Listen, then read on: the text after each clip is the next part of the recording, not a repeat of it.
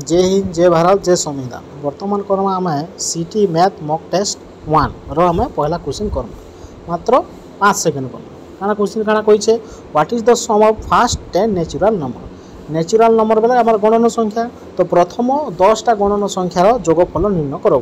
तो प्रथम 10टा गणन संख्या केन केनटा जेनता 1 2 3 4 5 6 7 8 9 10 10टा है ये 10टा को मिसा हो केते हेबा बोलछि मिसाले केते हेबा एटा 55 हेसी।